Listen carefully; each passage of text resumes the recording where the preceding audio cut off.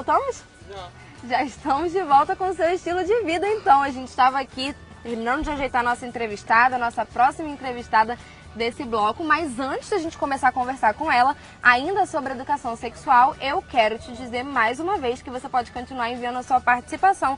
Lembrando que o nosso número é 92, código de Manaus 98111 4512. Você pode também visitar a nossa fanpage aí e dizer pra gente o que você tá achando desse programa ao ar livre. Hoje eu estou achando maravilhoso, viu?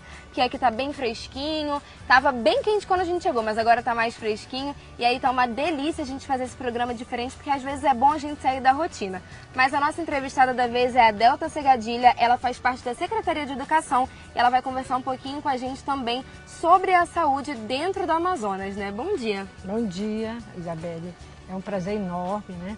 A gente está aqui conversando sobre essa temática tão especial. E a Secretaria de Educação ela tem todo um prazer de estar junto com vocês para estar divulgando o que ela faz em relação a essa temática. Bom, e é interessante porque a gente conversa muito sobre essa questão da educação sexual, então sobre a importância desses temas serem abordados nas escolas. E aí agora a gente pode ver na prática mesmo de que forma, principalmente aqui no Amazonas, é claro que a gente está falando sobre a nossa região, né? Então de que forma que a gente consegue atuar dessa forma na prática. E aí você pode falar um pouquinho pra gente, né? Como que a gente tem esses projetos, de que forma que eles são desenvolvidos, se isso faz parte, eu acho interessante que você faz parte da área de saúde, porque isso significa então que esse tipo de educação também está ligado à saúde. Também. Isso significa que a gente está prevenindo não só em relação à informação, mas em relação à saúde das crianças. Ok, a Secretaria de Educação, ela pauta do princípio de cumprir a própria Lei de Diretriz e Base de Educação. E aonde essa temática ela está inserida, né, nos parâmetros curriculares nacionais, dentro da temática do tema transversal. Então lá dentro temos os temas de educação e saúde e orientação sexual, que agora está com um novo plano, né, estadual e nacional de educação, e nós tentamos nos inserir nessa proposta.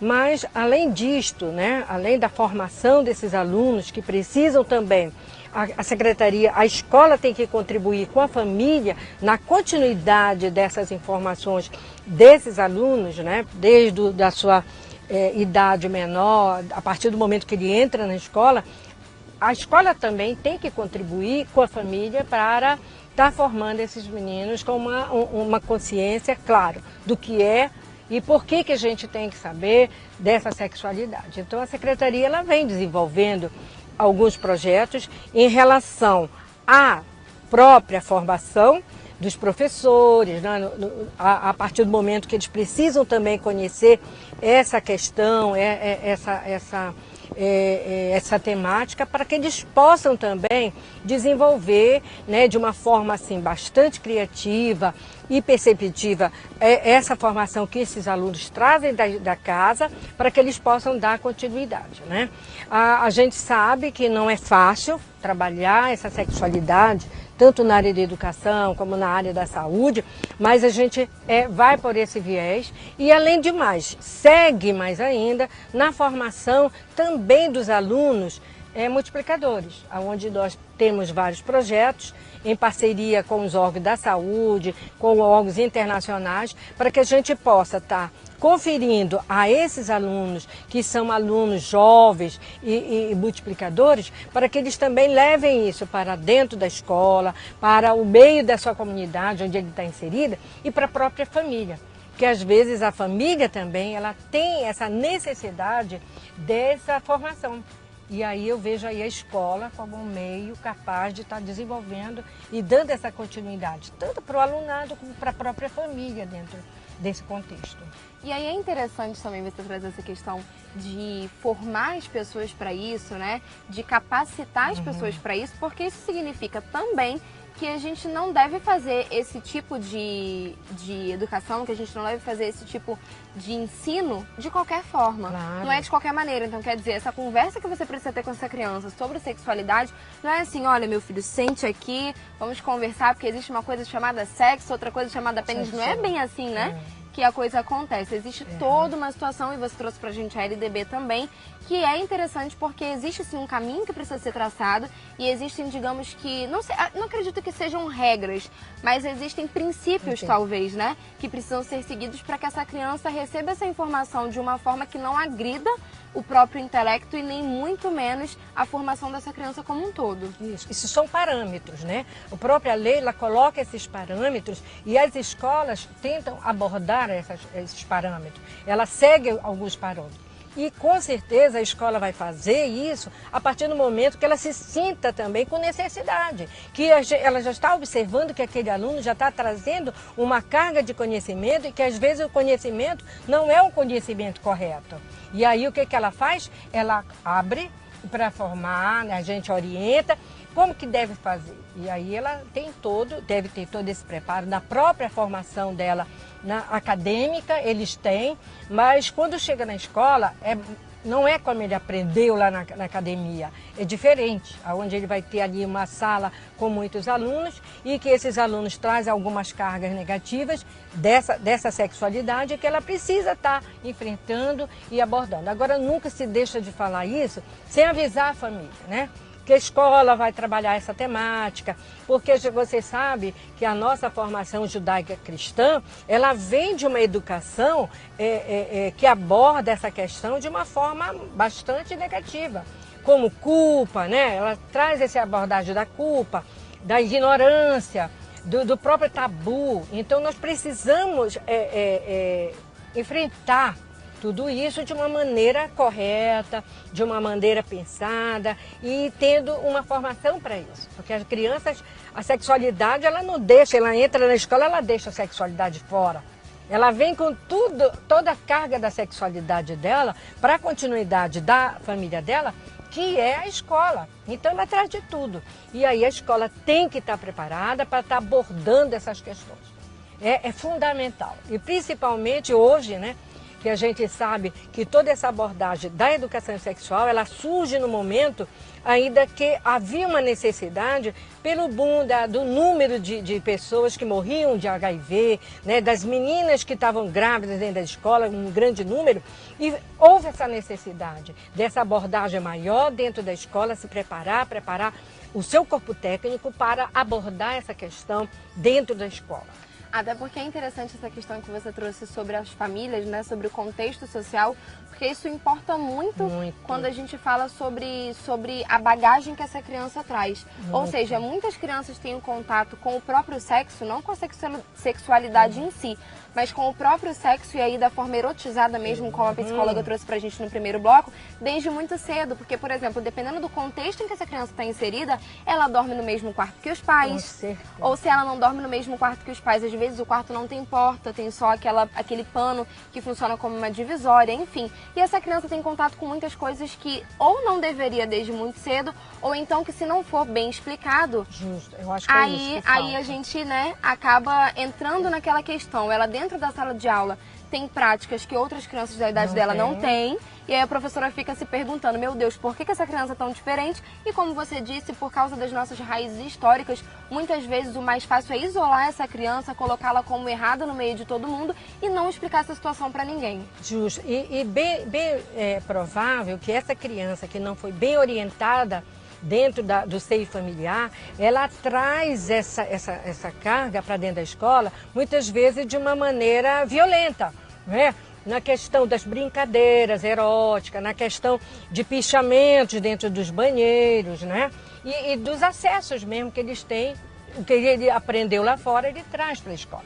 Aí sim que a escola tem que abordar essa questão de uma maneira bastante pedagógica, e com certeza com a orientação para os pais, dizendo que a escola vai trabalhar essas temáticas, porque o que se vê hoje em dia, nós temos aí exemplos aí no Congresso Nacional e até mesmo na nossa Câmara Estadual, outras coisas que, por exemplo, você não pode mais estar abordando a questão de gênero, vamos dizer gênero, e isso também passa pela sexualidade.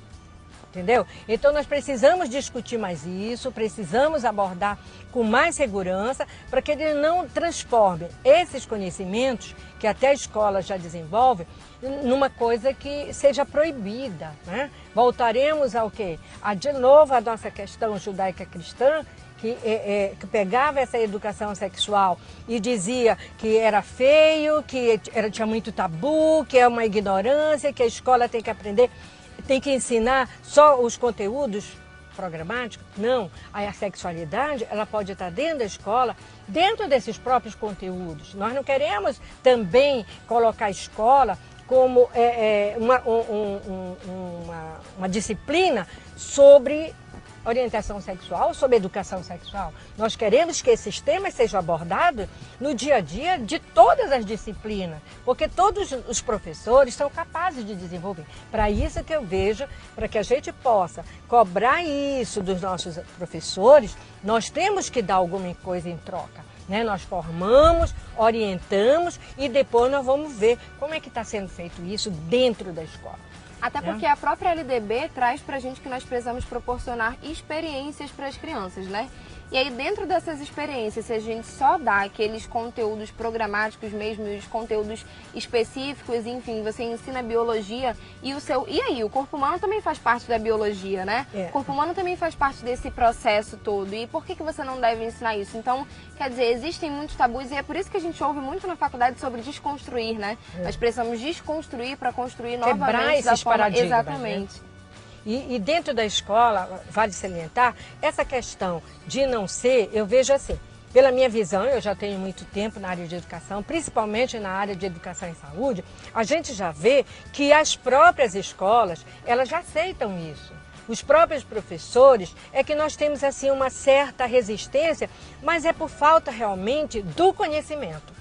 A partir do momento que ele tem esse conhecimento, ele vai abordar a temática. E agora nós já estamos indo junto também com os escolares, né?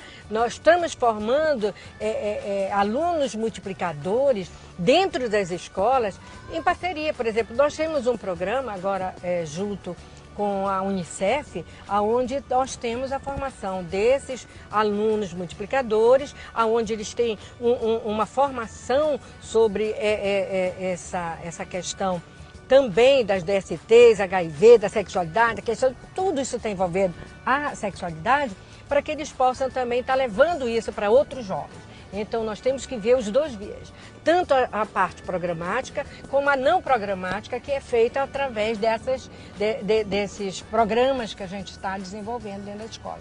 E os professores, você já disse que muitas vezes é por falta de informação, né? Os professores aceitam de primeira esse tipo de curso ou eles ainda relutam um pouquinho, aí só depois que, enfim, tem que ter contato com a informação é que eles conseguem se adequar e se adaptar a esse tipo de processo?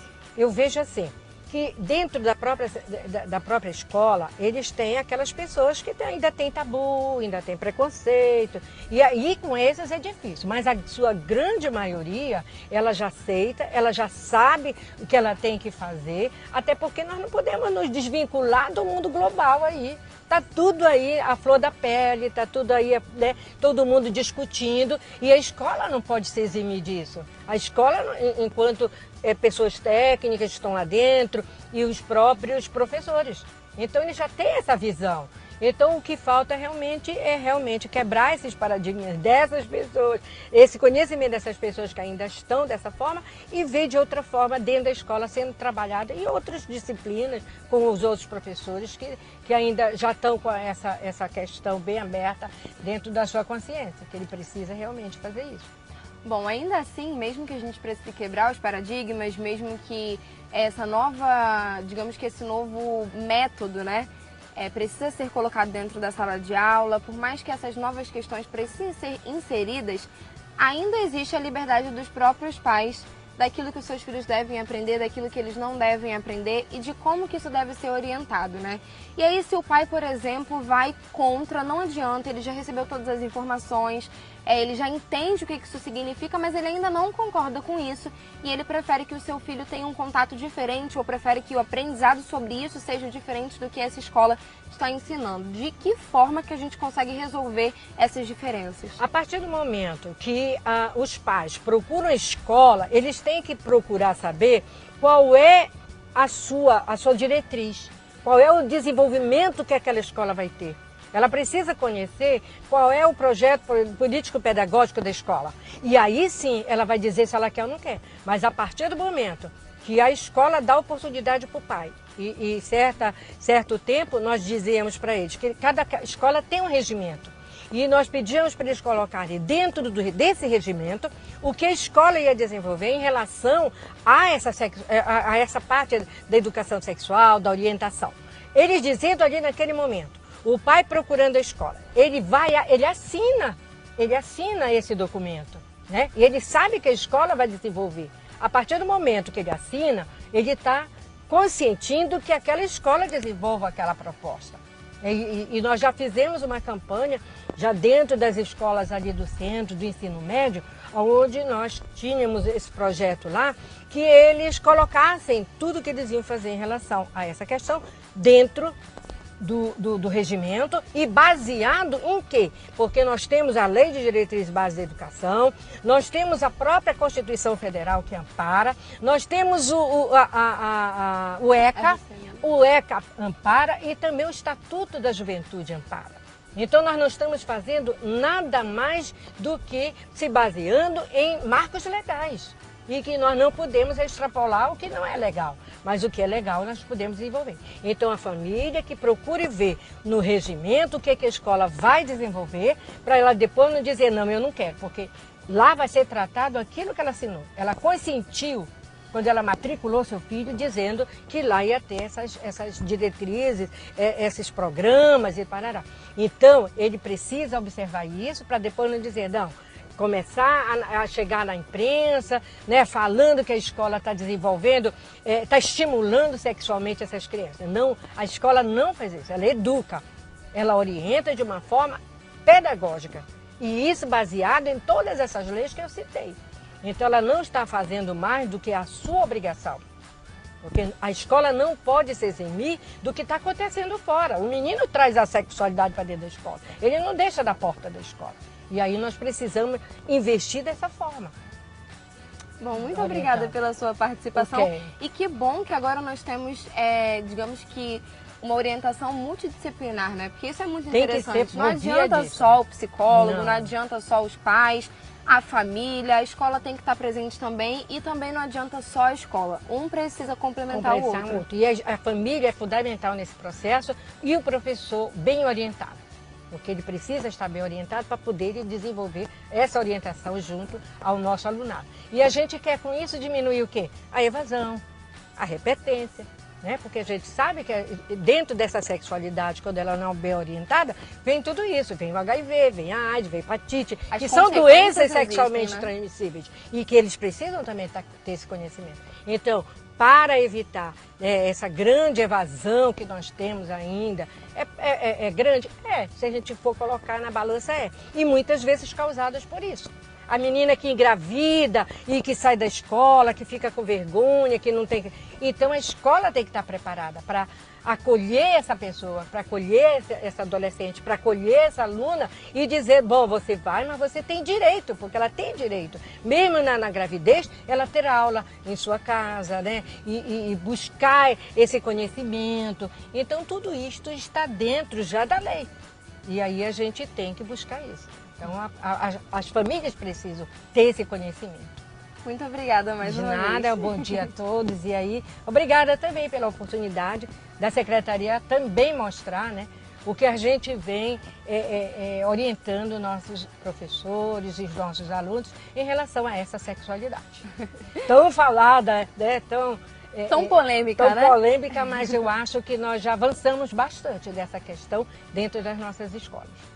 Bom, e para você que está em casa, nós vamos para um breve intervalo. Daqui a pouco a gente está de volta. Antes de ir para esse intervalo, eu quero desejar feliz aniversário para a Rebeca Charan, que também é uma telespectadora aqui do Estilo de Vida. Desejo muitos anos de vida para você, muita saúde. Deus te abençoe muito, que você continue com a gente durante todo esse percurso aí, todo esse caminho do estilo de vida. A gente vai para um breve intervalo. Daqui a pouco a gente está de volta conversando sobre doenças sexualmente transmissíveis. E se eu fosse você, não saia daí, já começava a enviar sua participação.